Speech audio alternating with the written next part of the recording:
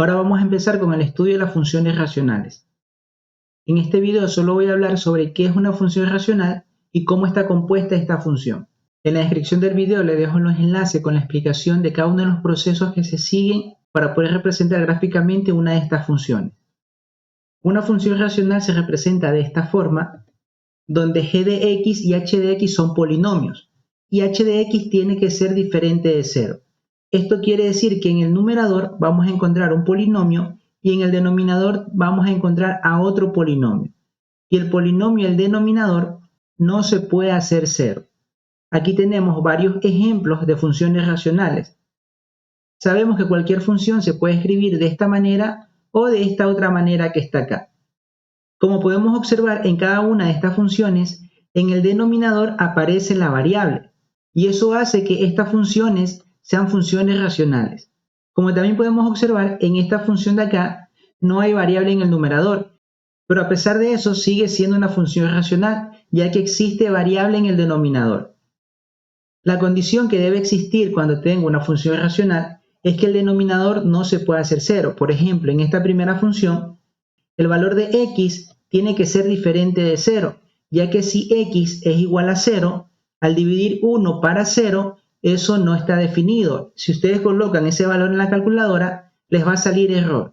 Aquí no se confundan, yo sí puedo dividir 0 para cualquier cantidad. 0 dividido para cualquier cantidad va a ser siempre 0, pero cualquier cantidad dividido para 0 no está definido. Es por esto que en estas funciones el denominador no se puede hacer 0. En esta otra función, el valor de x tiene que ser diferente de 2, ya que si x vale 2, 2 menos 2 hace 0, y no puedo dividir el valor del numerador cualquiera que éste sea para 0. En la función de acá, x tiene que ser diferente de más menos 2, ya que si x vale 2, 2 al cuadrado es 4, y 4 menos 4 se va a hacer 0. Y si vale menos 2, toda cantidad negativa elevada a un exponente par va a ser siempre positivo, entonces menos 2 al cuadrado es 4 y menos 4 se va a hacer 0. Y en esta otra función, el valor de x tiene que ser diferente de menos 1, ya que menos 1 más 1 se va a hacer 0. Cuando hablamos de funciones ya estamos familiarizados con lo que es el dominio y lo que es el rango. El dominio de la función o el dominio de cualquier función son todos los valores que toma x. En una función racional, el dominio va a ser todos los números reales menos el valor que hace que ese denominador se haga 0. Y lo puedo escribir de la siguiente forma. El dominio de esta función va a ser igual a todos los números reales menos el 0. Ya que si en esta función x toma el valor de 0, entonces se vuelve una indeterminación. El dominio de esta otra función son todos los números reales menos el 2. Ya que el 2 es el valor que hace que se haga 0 el denominador. El dominio de esta función, que se llama g, van a ser todos los números reales menos el más menos 2, que son los valores que hace que ese denominador se haga 0. Y el dominio de la función h van a ser todos los números reales menos el menos 1, ya que con ese valor se hace 0 el denominador. Como ya lo indiqué, en este video solo voy a hablar sobre qué es una función racional y cómo está compuesta esta función.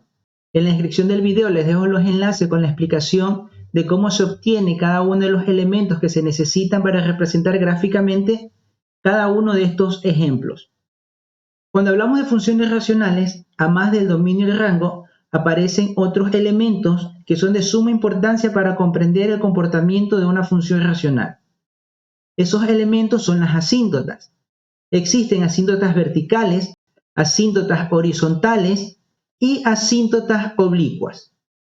Normalmente en una función siempre vamos a encontrar asíntotas verticales. Algunas funciones van a tener asíntotas horizontales y otras van a tener asíntota oblicua.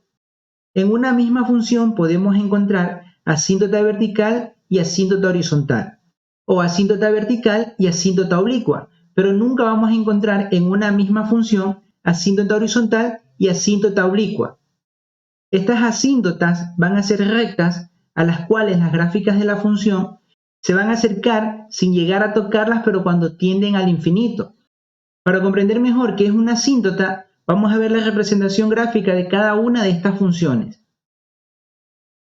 La gráfica de esta primera función quedaría de esta manera. Cuando los valores negativos de x se acercan tanto a 0, de esta manera, podemos ver que la gráfica en y tiende al infinito negativo. Se va a acercar tanto al eje de las y, pero sin llegar a tocarla. Cuando los valores de x se acercan al 0, de esta manera, por este lado, entonces la gráfica tiende al infinito positivo en y, de esta manera, sin llegar a tocar el eje de las y.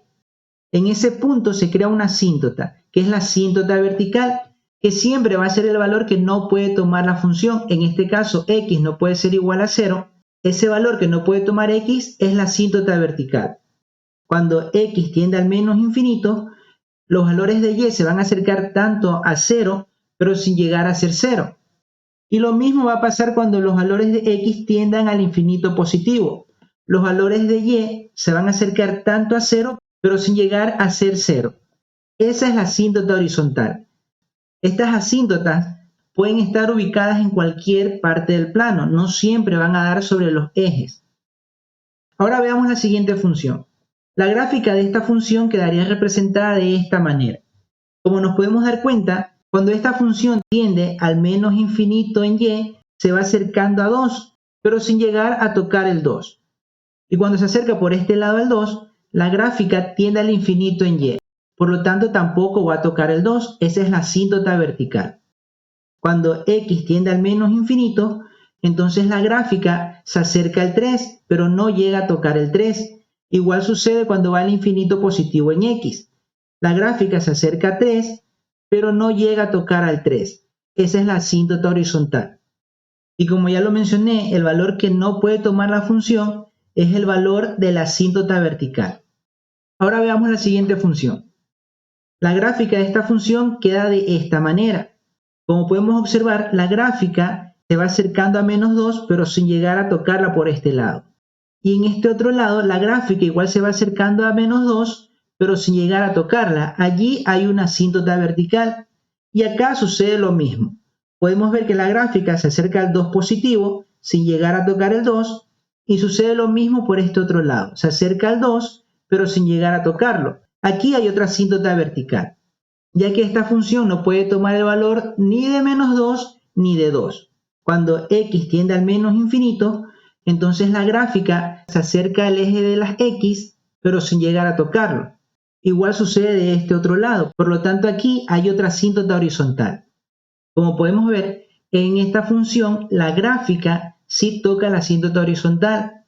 Y recuerden que les mencioné al inicio que las gráficas no van a tocar a las asíntotas, pero tienen que tener claro que las gráficas no van a tocar a las asíntotas cuando tienden al infinito.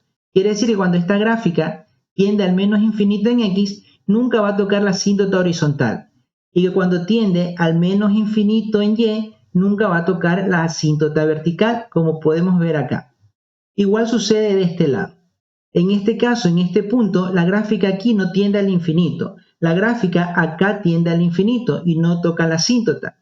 Y también tiende acá al menos infinito y no toca la asíntota. Cuando tengan una función como esta, normalmente la gráfica sí va a tocar a la asíntota horizontal. Lo que no puede haber en ninguna de las funciones es que cuando las gráficas tienden al infinito, esa gráfica pueda tocar a las asíntotas. Eso ya no estaría bien. Es muy importante que entiendan eso, ya que la información que está en los libros es que la función o la gráfica de la función nunca va a poder tocar esas asíntotas.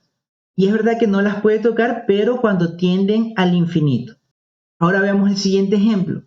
La gráfica de esta función quedaría de esta manera. Como podemos ver, esta gráfica no llega a tocar el menos 1 o no pasa por el menos 1. Igual sucede de este lado. Entonces aquí está una asíntota vertical. Y en este caso, esta función va a tener una asíntota oblicua. Las asíntotas oblicuas pues van a ser de esta forma, una línea inclinada. Y como lo mencioné al inicio, una función puede tener asíntotas verticales y asíntotas horizontales o asíntotas verticales y asíntotas oblicuas. Pero nunca una función va a tener asíntotas horizontales y asíntotas oblicuas. Aquí les dejo el video donde explico cómo se calculan las asíntotas y cuándo hay asíntota horizontal o cuándo hay asíntota oblicua. Eso ha sido todo y recuerda que si tienes alguna duda consulta a tu profesor.